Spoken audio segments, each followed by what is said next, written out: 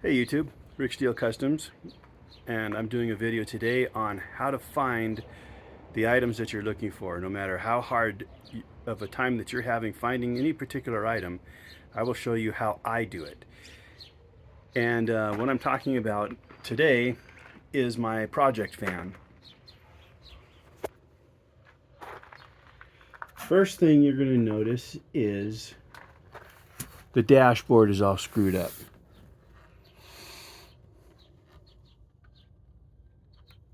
It's pretty much done. I'm not going to mess with it. Somebody put an aftermarket AC in it, and they cut the hole in the dash to fit that thing in there. And it's better to replace it than to repair it. However, try and find one of these dashes. Last one I saw was on eBay, and the guy wanted $450 for the dash. And that was a stripped down dash. Did not come with the gauge cluster, or the temperature control unit. And I almost bought it, but it was for a GMC. The temperature control unit is slightly different on the GMC. Right here, it's horizontal. On the GMC, it's vertical.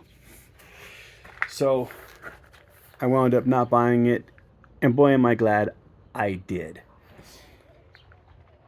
Okay, first thing you're going to do when starting a new project is you're going to have to make a parts list of all the parts that you are going to need. Okay, to start with, I want to replace this door. And the reason I want to replace the door, I mean, there's not really anything wrong with this particular door. It does have a little bit of Bondo on it, but there's no rust. But the reason I want to replace it is because this particular van is a 1973 model, and as a kid, when I was 13, we had a 1972 model. And that particular van had a single piece window that ran from here all the way to here. And that's the door I want. And of course, it doesn't have the body line. So this door ran, I believe, from 1971 through 1976. I think they put the body line in 77. Okay, and the back of the van that I had as a kid, I had pop-out windows. This van has no windows in the door. I actually like either one, but like I said, I'm trying to replicate the van that I had when I was a kid. So these two doors have to go.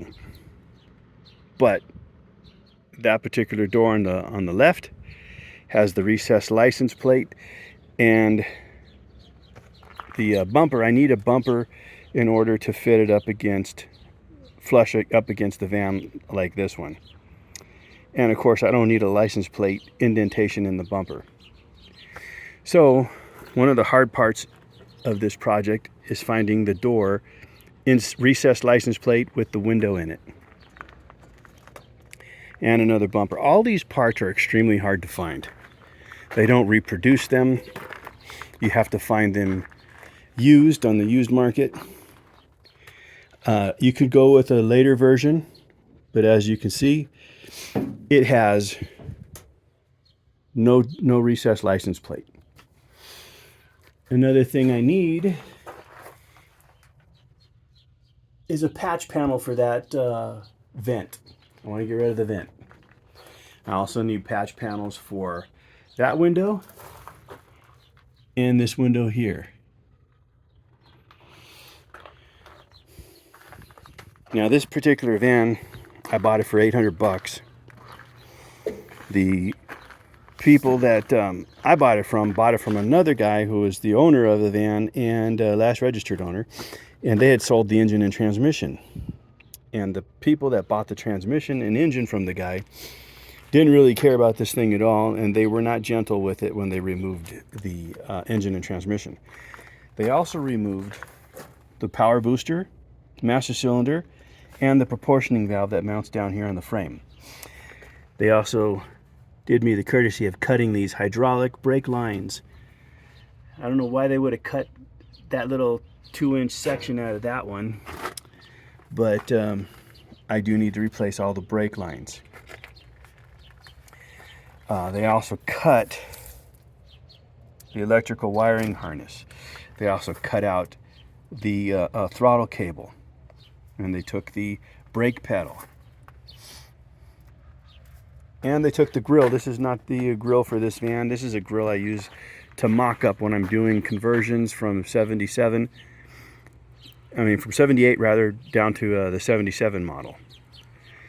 These grills are very hard to find, and they are very, very expensive. This particular grill, I actually bought this for $100, which was a really good deal, but I only use it for mock-up because it does have a good deal of rust on it. It's not a candidate for replating. The metal is actually really thin, and in order to prep it for replating, it would put too many holes in it, and it just wouldn't be feasible to replate this particular grill. This grill would be good for painting. If you wanted to paint it white and then do the black, which they did, they came with that scheme.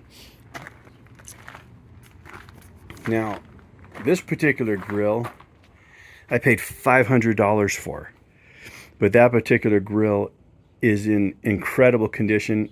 It is 100% rust free, front and back, and that is the grill that I will use on this particular van. I will have that thing chrome plated with a show chrome finish, and the front and back bumpers I will do in a show chrome finish as well. So when I bought this van, I knew at the time it was going to be extremely hard and extremely expensive to buy all the parts I needed to get this thing back on the road. So, getting back to my little trick to finding everything you need for pretty much anything you want, and it doesn't have to be, again, doesn't have to be a vehicle. It could be anything you want. What I do is I run an ad on Craigslist, a wanted ad, and I will take pictures. I will find pictures of the things that I want on the internet, and I will use those as my featuring photograph to get people's attention to look at the ad, and they'll go in there and they'll find pretty much anything I want. That is how I bought this van. That is how I bought that van. That is how I bought those two vans, through Craigslist wanted ads. Okay, so what happened was, on this particular van, I had a wanted ad on Craigslist, and I get a call from this guy locally here in El Paso, and the guy tells me that he's got a van that he doesn't need or wants to get rid of, and so I went to see the guy, and the cool thing was, turns out the guy only lived about 2.5 miles from my house. So I went down to see the guy, checked out his parts, and I got virtually everything I needed to repair this van dirt cheap. These particular side view mirrors came off the van that I got from this guy, and they are in really good condition. The driver's side mirror, it had a broken glass. So, oh, and it also had a broken seal right here. So what I did was I went to the local glass shop and I had them cut me a new mirror, and it cost me $20 for the glass, and I took this seal from another mirror that I had, and now I have basically a new mirror. The mirror is in great shape, and I love the fact that it doesn't rust. It is actually, I think, a stainless steel. A magnet does stick to it, so it's not a good quality stainless steel, but there's no rust on it, and I don't expect it'll ever rust because it came off a 1975 Chevrolet.